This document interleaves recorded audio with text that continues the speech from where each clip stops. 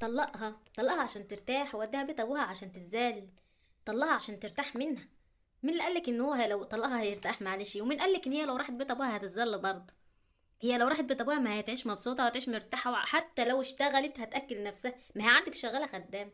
ومين قالك برضه ان هي مرتاحه؟ عندك الراحه ما فيش زيها. الهي ترتاحي الراحه الابديه يا بعيد. الهي طلقه في دماغك.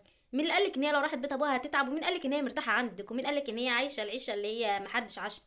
هو الواحد يعني الراجل عشان بيجيب لمراته شويه طلبات تطبخهم له، عشان بيجيب لها اكل تطبخه له عشان ياكل هو وعياله، وهي كده مريحه راحه ما حصلتش يعني عيشه. إيه، انتوا مفهومكم غلط يعني.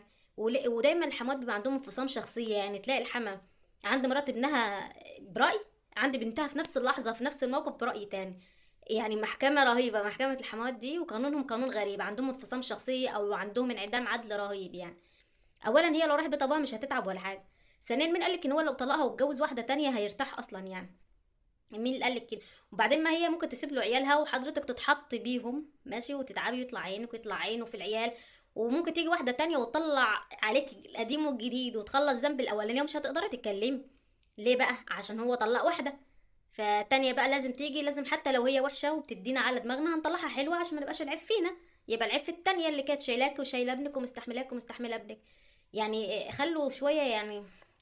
بجد والله. بصي عامة أي واحدة لو انتي مش مرتاحة في بيت جوزك وفي مشاكل، طالما توصل ان حماتك تقول له طلقها وهو يمشي وراها ويطلقها، انت اكيد مش مرتاحة. فلو رحتي بيت ابوك هترتاحي، حتى لو انت اشتغلتي وصرفتي على نفسك هترتاحي. هيجيلك اكيد حد تاني وهتتجوزي برضه وهتعيشي. لو انت عايزة تعيشي لعيالك هتعيشي لعيالك وهتشتغلي، ما انت كده كده شغالة عنده خدامة برضه. ماشي. انا مش بخرب على حد ولا كده، بس يعني برضو مش قانون ان احنا نشوف الكائن الضعيف، يعني اصلا الستات دي حاجة ضعيفة. يعني حاجة اضعف مما انتوا تتخيلوا. فما لقاش كل ما افتح كل شيخ طالع يقعد يتكلم ينصح في الستات، وكل واحده معرفش هي عايشه في بيتها ازاي اصلا، ولا ماشيه بيتها ازاي، ولا هي ماشيه جوزها اصلا. وتيجي تطلع تقول لك نصايح للستات وعيشي، والراجل في ايه؟ وايه في ايه بجد؟ انتوا في ايه؟ كل راجل يمسك التليفون، تعال شوفي تعال شوفي بتقول ايه، تعال شوفي. مش كلنا عيشتنا زي بعض، في ستات طالع عينها. في ستات بتعمل كل حاجه في الدنيا ناسيه نفسها. احنا ما فيش 90% من الستات ما فيش لهم نص ساعه حتى يعني. كل حياتهم لاولادهم ولجوازاتهم والحموات. ففي ايه بجد؟ ايه كل حاجه؟ كله طالع يتكلم، كله نصايح للستات، كله نصايح للستات. طب ما تتكلموا للرجاله شويه يا جماعه. إيه، حاجه بقت مستفزه جدا والله. وعلى فكره يعني ما هي هو بص، لكل راجل والله لو انت حابب تمشي ورا مراتك، ورا مثلا مامتك او ورا اختك او مرات اخوك او ايا كان من الحاجات اللي احنا بنسمعها دي، ويعملوا لك في الاول بقى البحر طحينه و... ويقعدوا بقى يدادوك ويسيسوك واحنا مش هنسيبك وعيالك عيالنا وبتاع.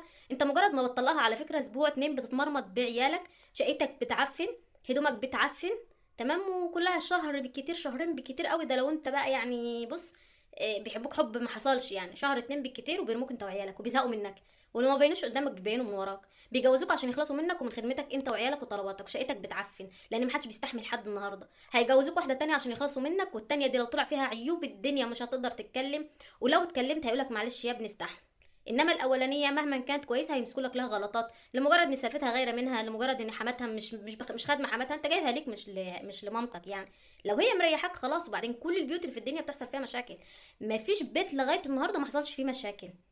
فيعني خلي عندك عقل شويه. وبعدين انا رايي برضو ليك انت، لو هو امه قالت له طلقها او امه قالت له مشى وراها، انت اللي كسبانه اساسا. ان انت خلصتي من واحد زي ده اساسا. انتوا يا جماعه بتتجوزوهم عشان تكرموهم يعني ايه تشاركوا بعض، مش عشان تجيبوهم تعيشوهم الهم وعايزينهم يسكتوا. يعني احنا مش هم مش داخلين معتقل يعني. وبعدين كل واحده طالعه كل شويه تقعد تنصح في الستات، إيه عيشي استحملي انت، ده هو ده دي سيسيم ايه يا حبيبتي؟ في ايه يا ماما؟ في ايه يا حبيبتي؟ انت مش كل الناس عايشه زيك. وبعدين انت الله اعلم انت عايشه في بيتك ازاي اصلا.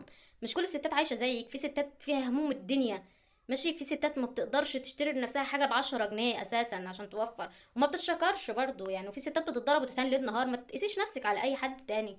عيب كده يعني بجد والله. مش عشان طالعه تاخدي ترند وتطلعي انت الست المحترمه والرجاله تدخل تشكر فيكي في التعليقات يعني، تطلعي تخربي بيوت ناس تانية يعني. والمشايخ انا رايي يعني انصحوا الرجاله، لان الست ما فيش في ايدها اي حاجه. الستات والله عايشه متمرمطه. يعني يعني اكتر شعب فيه الستات مرمطه مصر. الستات هنا اقسم بالله ما فيش لها اي حقوق خالص، وبنطلع كمان ننصحها ونطلع نقول لها عيشي، ونطلع نديها نصايح. وهي نصايح ايه يا جماعه؟ ده محتاجين اللي يواسيهم ومحتاجين اللي يداديهم والله. ارحموهم شويه. هي تبقوا انتوا والدنيا والحما والزمن عليهم. قرفتونا والله يا جماعه. ايه ده القرف ده؟